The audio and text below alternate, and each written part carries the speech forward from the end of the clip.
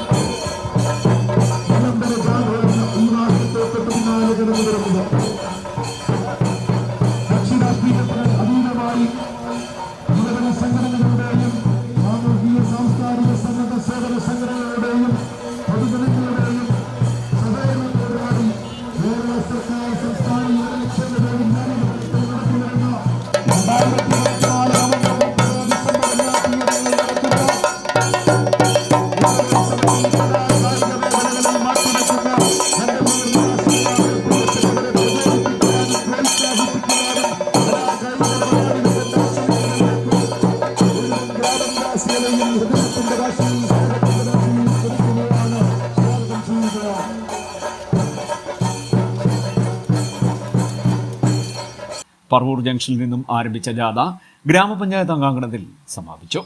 വിളംബര ജാഥ ഗ്രാമപഞ്ചായത്ത് president Thayyil Prasannakumari flag off ചെയ്തു. വൈസ് പ്രസിഡന്റ് സുരേഷ് രാമനാമടം, വികസനകാര്യ സ്റ്റാൻഡിംഗ് കമ്മിറ്റി ചെയർപേഴ്സൺ സുജി, ക്ഷേമകാര്യ സ്റ്റാൻഡിംഗ് കമ്മിറ്റി ചെയർമാൻ റജികുമാർ, ഭരണസമിതി അംഗങ്ങളായ രാധിക മുരളി, ഷീജ മോഹൻ, കോലത്തേത്ത് പത്മിനി, CDS ചെയർപേഴ്സൺ പ്രീജ, കുടുംബശ്രീ പ്രവർത്തകർ, ഹരിത കർമ്മസേന അംഗങ്ങൾ, ആശാ വർക്കർമാർ, അംഗൻവാടി ജീവനക്കാർ, പഞ്ചായത്ത് സെക്രട്ടറി സുധീർ, പഞ്ചായത്ത് ജീവനക്കാർ, ആരോഗ്യവകുപ്പ് ജീവനക്കാർ തുടങ്ങിയവർ പങ്കെടുത്തു. സംസ്ഥാന യുവജനക്ഷേമ ബോർഡിൻ്റെയും കണ്ടല്ലൂർ ഗ്രാമപഞ്ചായത്തിൻ്റെയും നേതൃത്വത്തിലുള്ള കേരളോത്സവം 29-ാം തീയതി നടന്ന വിളംബര ജാഥയാണ് ഇന്നിവിടെ എത്തിച്ചേർന്നിരിക്കുന്നത്. 30-1 തീയതികളിലാണ് നമ്മുടെ കായിക മത്സരങ്ങൾ നടക്കുന്നത്. ജനശക്തി ഗ്രൗണ്ടിൽ നാളെ അത്ലറ്റിക്സ്, സ്പോർട്സിൻ്റെ മത്സരങ്ങളും അതുപോലെ തന്നെയുള്ള കലാമത്സരങ്ങൾ നമ്മുടെ 10-60 കരയോ കെട്ടിടത്തിലും നടത്തപ്പെടുന്നതാണ്. പിന്നീടുള്ള വോളിബോൾ, ഫുട്ബോൾ കൊച്ചിയുടെ ജെട്ടി ഗ്രൗണ്ടിലും അതുപോലെ ഷോട്ട് അക്കാഡമിയിൽ മറ്റ് കായിക മത്സരങ്ങൾ നടത്തപ്പെടുന്നതാണ്. 1-ാം തീയതിയാണ് 3-ാം തീയതിയാണ് ഇതിൻ്റെ സമാപനമായിട്ട് നടക്കുന്നത്. സ്കൂൾ തലത്തിലോ കോളേജ് തലത്തിലോ കഴിവ് തെളിയിക്കാൻ പറ്റാത്ത ആൾക്കാർക്കുള്ള ഒരവസരമാണ് കേരളോത്സവം.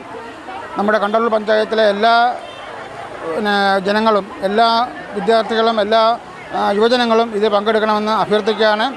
4 വേദികളിലായിട്ടാണ്, അതായത് കലാമത്സരങ്ങൾ പുല്ലാങ്കര NS കരയോഗത്തിലും, കായിക മത്സരങ്ങൾ ജനശക്തി സ്കൂളിലും, അതുപോലെ കൊച്ചുകെട്ടിലുള്ള സ്റ്റേഡിയത്തിലും, അതേപോലെ ഷോട്ട് അക്കാഡമിയിലുമാണ് നടക്കുന്നത്. CDNet news, Kayamkulam.